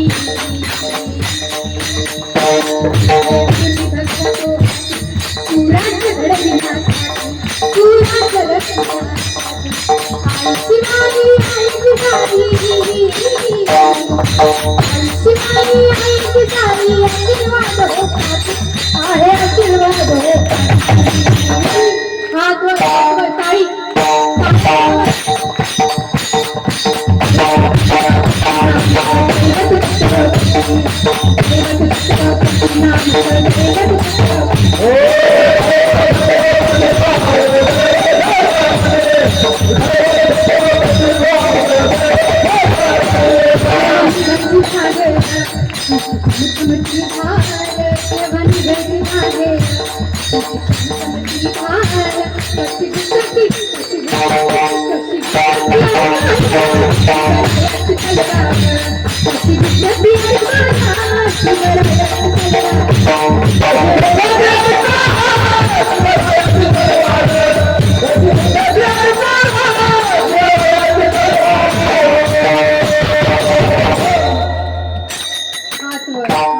दोन्ही हात वर ठेवा. गळे खरडून घ्या एकदा. राजांचा जयकारा मारायचा. त्या प्रत्येक विधर्मीला कळालं पाहिजे की हिंदू संघटित होतोय, हिंदू धर्मासाठी जागे होतोय. त्यांच्या कानाचे पडदे फाटले पाहिजे. टाळी नाही, फक्त हात वर करून जयकारा द्यायचा. छत्रपती शिवाजी महाराज की धर्मवीर संभाजी महाराज की धर्म की अधर्म का प्राणियों में विश्व का हत्या माता की गंगा मैया की पार्वती पतये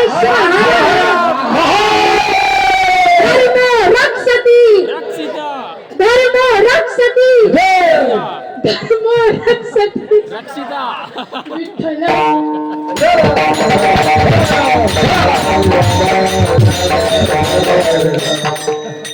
जेवढे जयकारे मारलेत का तेवढाच धर्माप्रती स्वाभिमान स्वतःच्या मनामध्ये ठेवा. आपली संस्कृती छोटी नाहीये. स्वामी विवेकानंदजी झालं गेलं एकदाच असतं. स्वामी विवेकानंदजी विदेशात गेले. विदेशातल्या व्यक्तीने त्यांना विचारलं की स्वामीजी तुम्ही विदेशात आलाय, तुमच्या डोक्यावरती पगडी भारताची आणि पायात बुट का आमच्या देशातली घातली. तेव्हा स्वामी विवेकानंदजींनी आपल्या धर्माचा स्वाभिमान सांगितला.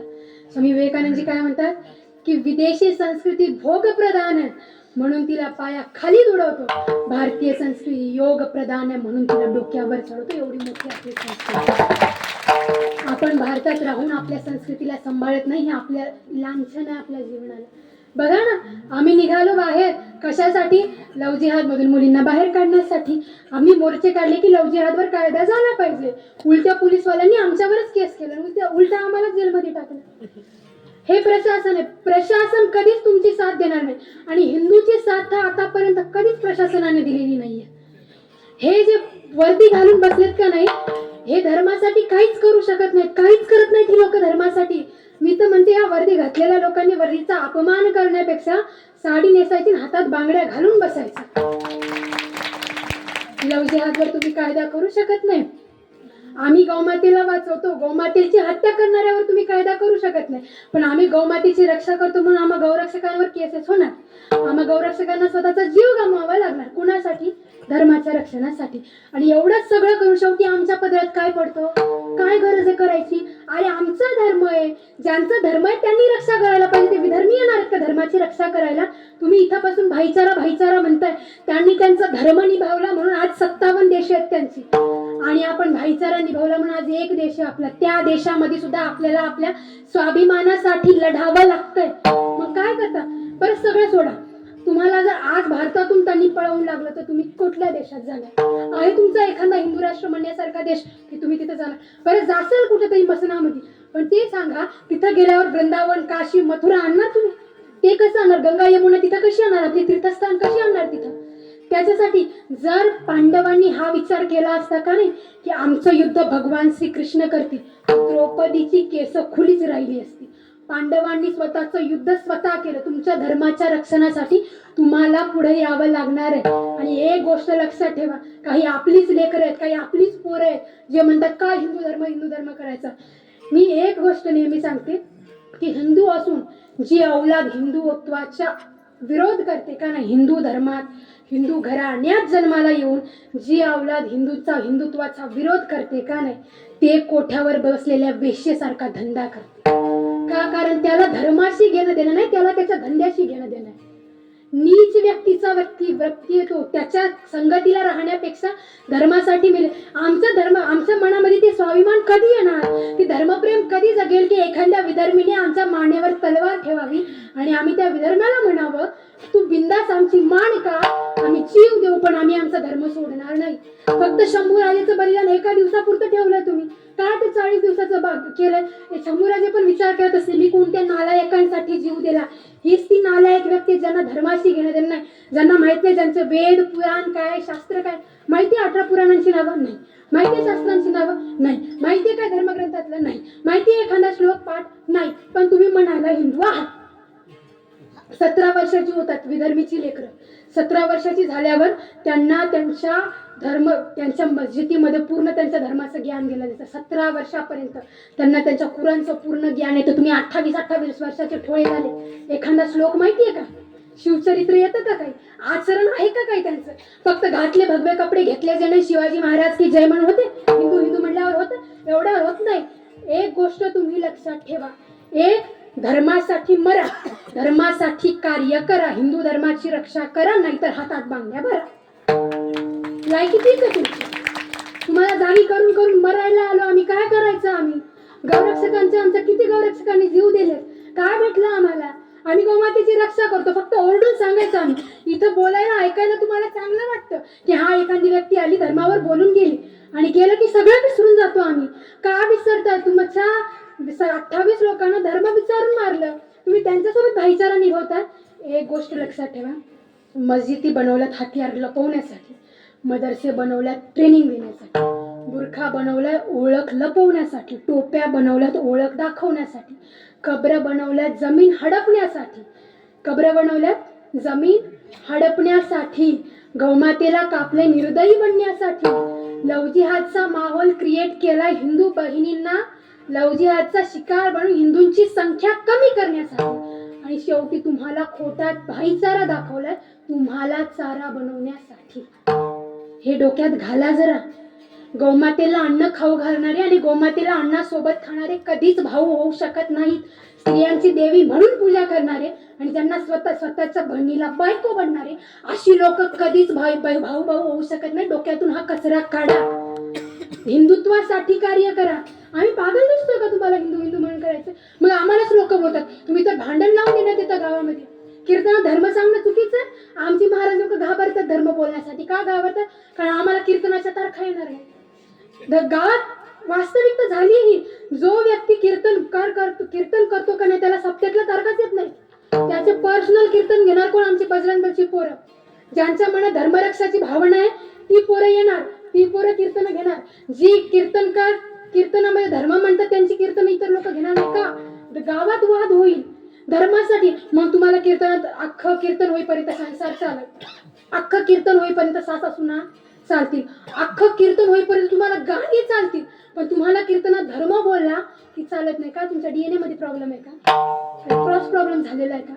इथपर्यंत जाऊन बोलावं लागते कारण त्रास होतोय. आम्ही जे कार्य करतोय, आम्ही मुलींना लव जिहाद मधून काढतोय, आम्ही गौमातेची रक्षा करतोय धर्मासाठी. रात्रातभर आमची पोरं प्रूफ देऊ शकतो तुम्हाला.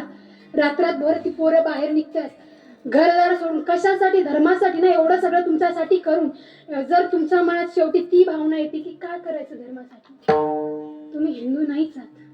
तुमच्या DNA मध्ये प्रॉब्लेम आहे. मी माफी मागून म्हणाल कुणाच्या मनाला क्षती पोहोचली असेल तर, पण तुम्ही ते आवरून घ्यायच्या अवलाद. कारण तुमच्यामध्ये धर्मप्रेम नाहीये, संस्कार नाहीये.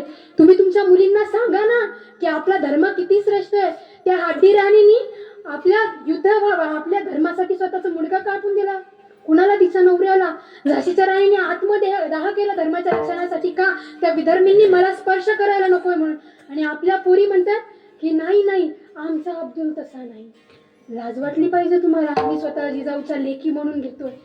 ज्या दिवशी प्रत्येक हिंदू मुलीला हिंदुत्वाशी प्रेम होईल का नाही, हिंदू त्याच दिवशी लव जिहाद ऑटोमॅटिकली बंद होईल. काही मोर्चे काढायची गरज नाहीये आम्हाला. किती बोलायचं आम्ही, किती खालचं थरायला जायचं, बोलून बोलून शेवटी सगळं आमच्यावर येतं आणि ॲट दी एंड काहीच फरक पडत नाही. सुस्त अजगरासारखी झोपली आहेत आमची लोक. ईश्वराला अवतार घेतला. तुकोबा अभंगात सांगतात, धर्मरक्षा वया अवतार घेसी. या धर्माच्या रक्षणासाठी ईश्वरांनी अवतार घेतला. आपुल्या पाळीसी भक्तजना तुमचं आमचं रक्षण केलं. धर्माच्या रक्षणासाठी अवतार घेऊन स्वतःच्या भक्तासाठी त्यांनी अवतार घेतला. तुम्ही काहीच करत नाही. असू दे, तुम्हाला बोलून फायदा नाहीये. ते आम्ही आमचा टाइम वेस्ट करणं, हिंदूंना जागा करणं म्हणजे तुम्हाला जागा करणं, तुम्हाला संघटित करणं म्हणजे त्यात एखाद्या तराजूमध्ये बेंडक्या मोजण्यासारखं काम झालंय. 4 लोकांना आलं की 5वं येऊन लगेच म्हणतं, नाही गड्या हे मला जमत नाही, लगेच उडी मारून निघून जातं. अरे असू दे एखादा व्यक्ती चूक, कितीही चूक असू दे, लाख नाही करोड चुका असू दे त्याच्यामध्ये, तो धर्माप्रती कट्टर आहे, धर्माप्रती एकनिष्ठता आहे का नाही त्याच्या मनामध्ये, तो आपल्यासाठी देव माणूस आहे. कारण आपल्यामध्ये धर्माप्रती एकनिष्ठ राहणारी माणसं कमी आणि गुणोजी कानोजी जास्त बसले. हे तुम्ही लक्षात ठेवा. आपल्या धर्मामध्ये गद्दारी करणारे जास्त आहेत, धर्माप्रती एकनिष्ठता करणारे नाहीये. तुमच्या सोबत राहून पाठीमागं तुमचं नाव बदनाम करणारी लोक आहेत आपल्या धर्मामध्ये, धर्मकार्य करणारी लोक नाहीये. म्हणून तुम्ही धर्माप्रती जागृत व्हा. हे जो सप्ताह आहे का नाही, ही गादी धर्माची आहे. तुम्हाला कसं काय धर्माची गादी आहे? ज्या तुकोबारायांना तुम्ही परमार्थाचा मार्ग दाखवताना बघितलंय का नाही, तेच तुकोबारा धर्मावर संकट आल्यावर होतं की तीक्ष्ण उत्तरे हाती घेऊन धर्माचे पालन करणे पाखंड खंडन. मी नाही म्हणत, तुकोबारा म्हणतात. ज्या तुकोबारायांना तुम्ही परमार्थिक क्षेत्रात बघितलंय का नाही, धर्मकार्यासाठी पायकीच्या अभंगामध्ये त्याच तुकोबारायांनी मावळा कसा असावा हे सांगून शिवरायांना मावळी एक करून दिली. हे कार्य केलंय संतांनी. ज्या नाथ महाराजांना आपण शांती ब्रह्म एकनाथ महाराज म्हणतो का नाही, यवन अंगावरी थुंकला प्रसाद देवळी मुक्त केला. त्या यवनाने अंगावरती थुंकल्यावर जेव्हा जनार्दन स्वामी जवळ गेले का ना नाथ महाराज, तेव्हा जनार्दन स्वामी म्हणतात की हे बघ नाथ, तू स्वतःचा अपमान सहन केलास, पण तुला त्या भगव्याचा अपमान होऊ द्यायचा नाहीये. तेव्हा तेच नाथ महाराज ज्यांना आम्ही शांती ब्रह्म संत म्हणतो का नाही, ते नाथ महाराज हातात तलवार घेतात आणि दिसेलच्या त्या मुसलमानाची मान छाटतात. हे शांती ब्रह्म एकनाथ महाराज. ज्या संतांना तुम्ही परमार्थिक क्षेत्रामध्ये बघितलंय का नाही, त्या संतांनी ही गादी सुद्धा धर्मासाठी दिली. कारण त्यांना माहिती होतं करंटी पिढी जन्मली सुखराची, सुखरूपा दिली त्यांनी माहिती होतं त्यांना की ही पिढी धर्मासाठी कार्य करणार नाही, म्हणून ही गादी देऊन गेले ते आम्हाला. का? कारण या गादीवर तुम्ही हिंदूंना जाग करा, या गादीवर तुम्ही हिंदूंना एक करा. हिंदूंना एक करण्यासाठी आम्ही करतोय काय? काहीच नाही.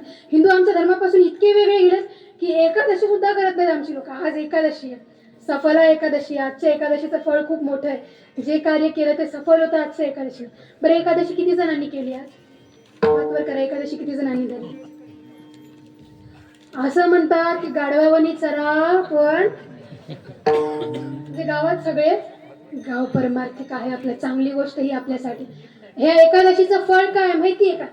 राजा अंबरीश त्यांनी एकादशीचं व्रत केलं होतं, पारायण केलं होतं. पारायण करताना जेव्हा शेवटी त्यांनी साधू संतांना बोलावलं का नाही अन्न जो भोजनासाठी, तेव्हा साधू संत आली. ऋषी दुर्वासा जात होते. ऋषी दुर्वासांना त्यांनी आमंत्रण दिलं की प्रभू, मी भोजनाचा कार्यक्रम ठेवला, पारायण केलं एकादशीचं, तुम्ही या भोजन ग्रहण करा. तेव्हा दुर्वासा बोलले नाही मी येतो. दुर्वासा बोलले की मी स्नानासाठी चाललो. ह्यांनी वाट पाहिली. एकादशी व्रत करणाऱ्यांनीही लक्ष देऊन ऐका, एकादशी व्रत हे द्वादशीमध्येच सोडलं पाहिजे. त्रयोदशीमध्ये सोडलं तर पाप लागतं. एकादशीच्या दिवशी भात खाल्ला नाही पाहिजे. भात खाल्ला तर आळ्या खाल्ल्या एवढं पाप लागतं. डोंगरेजी महाराजांच्या भागवतामध्ये आहे. एकादशीच्या दिवशी व्रत जरी नाही केलं तरी भात नाही खाल्ला पाहिजे. एवढं कंट्रोल आम्ही स्वतःवर करू शकतो. हे नियम आहेत एकादशीचे. तिकडे गेले दुर्वासा स्नानासाठी, यायला वेळ लागला. इकडून द्वादशी लागत होती. त्यांनी इतर ब्राह्मणांना विचारलं की करू काय? ब्राह्मण बोले तुळशी दळ घ्या, उपवासही सुटेल, संतांचा अपमान केला असंही होणार नाही. यांचं तुळशी दळ घेणं झालं, ऋषी दुर्वासाचं येणं झालं. ऋषी दुर्वासा म्हणजे असे ऋषी हसलं तर शाप देतात, रडलं तर शाप देतात, उठलं तर शाप देतात, बसलं तर शाप देतात, काय केलं तरी शाप देतात. हे आपल्या शास्त्रांमध्ये जेवढे 80% श्राप आहेत का नाही, हे ऋषी दुर्वासांनी दिलेले आहेत. एवढे क्रोधित ऋषी दुर्वासांना राग आला. त्यांनी जटा उपटवली, जमिनीवरती फेकली. आता जशी जमिनीवरती फेकली, कृत्या नावाची राक्षसी उत्पन्न झाली. पण आता हे बघा, भक्ता राखी पायापाशी, दुर्जनासी संहारी. भक्ताला कसं पायापाशी राखतात? त्यांची भक्ती अंबरीशांची एवढी एकनिष्ठ होती का नाही. राजा होते पण स्वतः भोजन बनवायचे, स्वतः प्रभूला भोग लावायचे, स्वतः प्रभूला स्नान घालायचे, ते धान्य वगैरे सगळं स्वतः बनवायचे. राजा असून आपली एवढी भक्ती नाहीये. त्यांची भक्ती आपण ऐकली तर आपण भक्ती करणंच सोडून देऊ, एवढी त्यांची भक्ती एकनिष्ठता. ऋषी दुर्वासानी जशी कृत्य मारायला गेली अंबरीशांना, ती मारायला गेली तेवढ्यात प्रभूचे सुदर्शन प्रगट झाले. अंबरीशांची रक्षा केली, सुदर्शनाचा अंत केला. सुदर्शनाने कृत्याचा अंत केला. आता इकडे सुदर्शन लागले दुर्वासाच्या माग. ब्रह्मलोकात गेले दुर्वासा. ब्रह्माजी म्हणतात, हे बघ, आधीच मी झालोय म्हातारा, 4 दिवस जगायचं, मला सुखानं जगू दे ना. आधीच तू प्रभूच्या भक्ताशी दुश्मनी घेतली. आणि मी सुरुवातीलाच सांगितलं की भक्त मेरे मुकुटबाई म्हणतात प्रभू प्रभूंच्या भक्ताचा अपमान सहन करून घेत नाही. मग ऋषी दुर्वासांची मदत जगतपिता ब्रह्मदेवांनी केली नाही. शिवाय महादेवांकडे गेले, कैलाश पर्वतावर गेले. कैलाश पर्वतावर गेल्यावर महादेवांना म्हणतात, महादेव म्हणले, हे बघ, तू माझ्या इष्टाच्या भक्ताचा अपमान केला, मी काहीच करणार, तू जरी माझा अंश असला तरी मी तुझी रक्षा करणार नाही. शेवटी विष्णू लोकात गेले. प्रभूंनी तर डायरेक्ट हातच वर केले, अहम भक्त पराधीन, मी माझ्या भक्ताच्या आधीने. प्रमाण आपण आधीच ऐकले, माझे भक्त गाठीचे ते नारद आम्ही उभा तिथे. मी माझ्या भक्तांच्या अधीन आहे, मी माझ्या भक्तांच्या विरोधात जाऊ शकत नाही. मग इथे बघा, दुर्वासाचं सुद्धा ऐकलं नाही प्रभूंनी, दुर्वासाची सुद्धा रक्षा केली नाही. पण अंबरीशासाठी हे सगळं केलं, म्हणून ह्याचं वर्णन तुकोबाराने अभंगाचं केलं. अंबरीशासाठी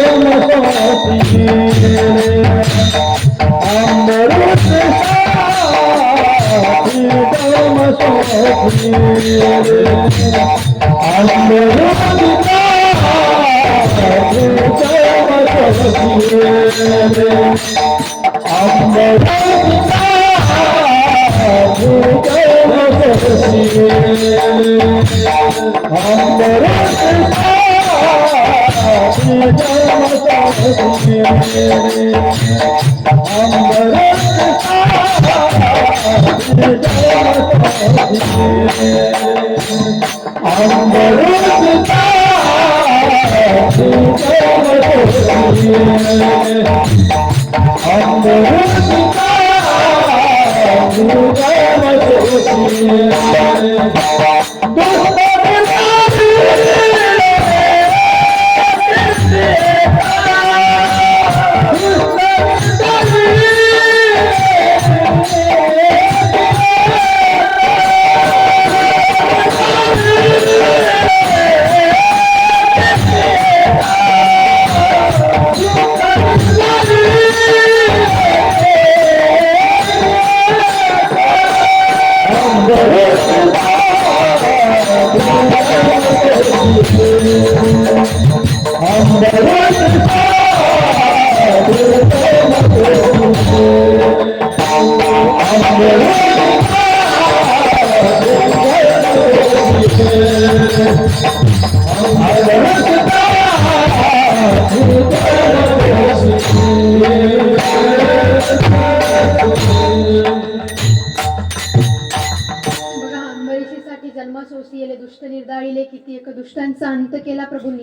देव तुमच्यासाठी सुद्धा अवतार घेतो, पण आपण सज्जन का दुर्जन आधी हे कळायला पाहिजे. कुठल्या एका कॅटेगरीत आपण बसलं पाहिजे. एक तर पूर्णपणे दुर्जनतेत वागायचं, आणि तो पूर्णपणे सज्जनतेत वागायचं. पण आम्ही अंधश्रद्धेत वागतो. आम्ही म्हणतो देव अंगात येतो, पण आमचा संप्रदाय अंधश्रद्धेला मानत नाही.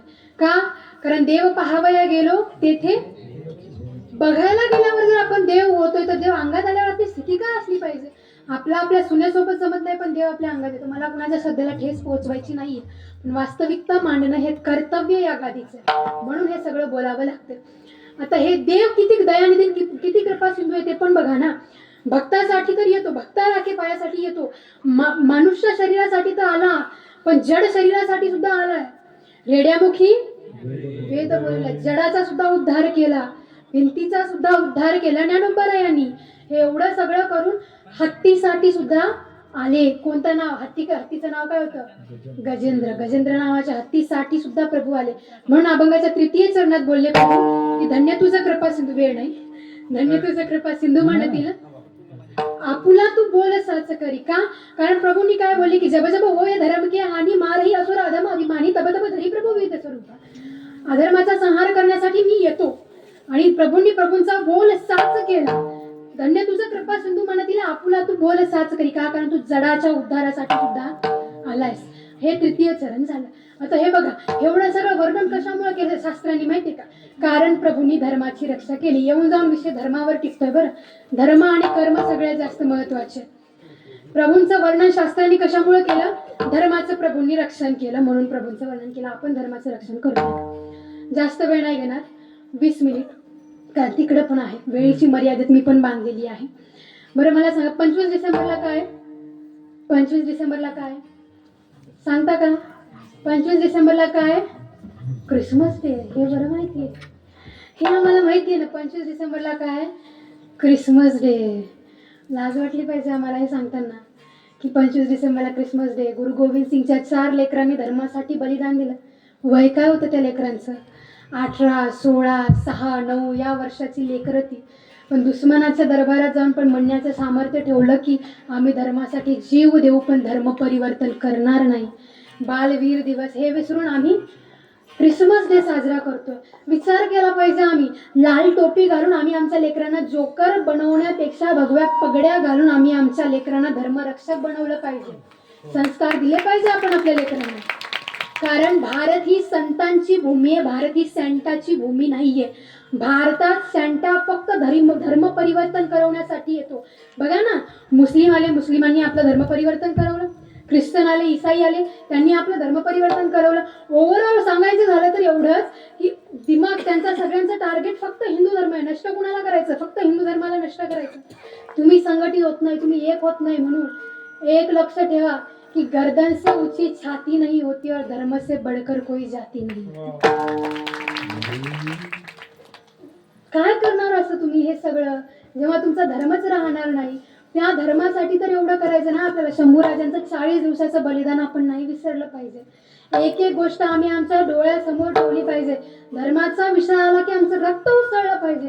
कुणी आमच्या पोरीकडं, आम्ही आमचे पोरं म्हणतात आम्ही शिवजयंती करतो, आम्ही शिवजयंती करतो, एक पॅक लावतो, आम्ही शिवजयंती करतो, तू मर, तुझं श्राद्ध आम्ही घालतो. शिवाजी महाराज की जय म्हणायचं झालं, तोंडात गुटखा असतो आणि लगेच छत्रपती शिवाजी महाराज की जय. लाज वाटली पाहिजे. आपल्या धर्माचा अपमान. मी हे शब्द बार बार वापरते कारण बोलावं लागतंय. गादीचं कर्तव्य मला पार करावं लागणार आहे. झालं शिवजयंती, शिवाजी महाराज की जय म्हणतो. कसं? तोंडात असतो गुटखा, तोंड भरून, तेव्हा आम्ही शिवाजी महाराज की जय म्हणतो. मग आपल्या महापुरुषांचा अपमान कोण करतं? आपण करतो, लोक नाही करत. आपल्या धर्माचा एक गोष्ट लक्षात ठेवायची, आपल्या हिंदूंजवळ फक्त 2 ऑप्शन उरलेली आहेत. एक तर धर्मासाठी लढा, दुसरं सगळं बघत बसा. काय करायचं? तुम्हाला काय वाटतं? काय केलं पाहिजे? धर्मासाठी लढलं पाहिजे का बसलं पाहिजे? असं काय केलं पाहिजे? लढलं पाहिजे. हे बोलून लढणं होतं का? तुम्हाला तुमच्या धर्माचं ज्ञान नाही. हिंदूंच्या घरामध्ये काठ्या राहिल्या नाही. त्यांनी अख्ख्या बंदुकींनी त्यांची घरं भरवली. कधी त्यांचे ते जे धार्मिक स्थानं म्हणतात का नाही, कधी खोलून बघा, बंदुकीन तलवारी सापडतील तिथं. तुमच्या घरामध्ये स्वतःच्या रक्षणासाठी काठी राहिलेली नाही. तुम्हाला तलवार चालवता येत नाही, तुम्हाला गन चालवता येत नाही, तुम्ही धर्माचे रक्षण करण्यासाठी लढा म्हणता. काय लढणार तुम्ही? तिथे त्यांच्या समोर जाऊन विठ्ठला विठ्ठला केल्याने होत नाही. संतांमध्ये सामर्थ्य होतं. अभंगांनी सुद्धा दुश्मनाला गार करायचे. छत्रपती शिवाजी महाराज, शिवाजी महाराजांना जेव्हा त्या औरंग्याचे जे शिपाई आहेत धरायला आले होते काय, शिवाजी महाराज तेव्हा तो कोपाऱ्यांच्या कीर्तनामध्ये बसलेले होते आणि त्या औरंग्याच्या त्या शिपायांना सगळेच जण छत्रपती शिवाजी महाराज दिसत होते. हे कीर्तनाचा प्रभाव आहे. धर्मरक्षा ह्या रीतीने पण करू शकतो. मी नाही म्हणत प्रत्येक जण निघा कीर्तन करा, प्रत्येक जण निघा शस्त्र घेऊन निघा. त्याच्यासाठी आम्ही आहोत. मारामाऱ्या करायला बसलोय आम्ही, हे सगळं करायला आम्ही बसलोय, हे कार्य करतोय आम्ही. पण तुम्ही तुमच्या लेवलवर तरी धर्माची रक्षा करा, कारण धर्मरक्षा महत्वाचं आहे. धर्मरक्षा नाही झाली ना, आज हिंदू दिसायला सुद्धा राहणार नाही आपल्याला. मुलींना सक्षम बनवा. लव जिहादमध्ये फसण्यापासून वाचवा आपल्या मुलींना. तिला शस्त्र शिकवा, तिला शास्त्रांचं ज्ञान द्या, काय धर्म आहे ते तिला कळवू द्या. आणि हा मुलींनो, तुम्ही जे कोणी मुली आल्यात आणि जे कोणी घरीच गेल्यावर तुम्ही त्यांना सांगता, कुणी जर तुम्हाला छेडलं, कुणी विधर्मी असो का आपला असो, कुणी छेडलं, कुणी ब्लॅकमेल करत असेल का ना, बिंदास माझ्याशी कॉन्टॅक्ट करा. तुमच्या नावाला पण धक्का न लावता त्याचं नाव कसं मिटवायचं ते मी बघू. कार्यच ते आमचं. धर्मरक्षक झालोच त्याच्यासाठी आम्ही. हे जीव आम्ही धर्मासाठी नाही देणार तर कोणासाठी देणार? आम्ही एकटी नाही हो, माझ्यासाठी आणखी 4 जण आले. आमचे ड्रायव्हर म्हणून जे माझ्यासोबत येतात का नाही, आमचे बाळू काका बजरंग दलमधले आहेत ते, धर्मरक्षणाचं कार्य ते करतात. आमचे जे दोन माझे बॉडीगार्ड म्हणून आलेत का नाही, आमचे सदाशिव मामा आणि आमचे रिपोर्टर बॉडीगार्ड म्हणून राहतात. कशासाठी जातात माहितीये का? आज दोघं आहेत, नेहमी 4 जण राहतात. कशासाठी? कारण इथं मी कीर्तनात बोलायली, पण उद्या कीर्तन झाल्यावर माझ्या मागे गाड्या लागल्या का नाही, इथंच एकही येणार नाही मला वाचवायचं. शेवटी ही माझी लोक माझ्यासोबत राहणार का? कारण तुमच्या रक्तामध्ये शूरवीरता राहिलीच नाही, कायरता भरलेली. पण आम्हाला आमची स्वतःची रक्षा करत करत, तुम्हाला जागृत करत करत आम्हाला आमची रक्षा करावी लागत. नाही तर ही वेळ आलीच नसती. आम्ही ह्याच्याने सगळं कार्य केलं असतं. पण वाईट या गोष्टीचं वाटतं की कीर्तनात आम्हाला ह्या सगळ्या गोष्टी मांडाव्या लागतात. तुम्हाला परमार्थाचा मार्ग सांगायचं हे कीर्तन होतं. धर्माची आधी मान्य करते, पण तुकोबारायांनी ईश्वर प्राप्तीसाठी दिलेला मार्ग होता यावेळेला. पण तुम्ही धर्माचं रक्षण करत नाही, म्हणून हे सगळं करावं लागते. धर्माचं रक्षण होईल कधी? नामस्मरण करा. नाम टिकेल तर मंदिरं टिकतील आपली. मंदिरात जात जा. का? कारण तुम्ही मंदिरात जाणं बंद केलं, म्हणून त्यांनी मंदिरावरती मशिदी बांधल्या. हे तुम्ही तुमच्या धर्माचं रक्षण करायचं, हे तुम्ही सगळ्यांनी बघायचं. नामस्मरण करा, धर्माचं रक्षण करा. नामस्मरण केलं पाप नष्ट होतील, कर्म करा, धर्माचं रक्षण होईल. धर्माचं रक्षण केलं तर पुराण तुमचं वर्णन करेल. कसं वर्णन केलं? अभंगाचं शेवटचं चरण. तुका म्हणे तुझ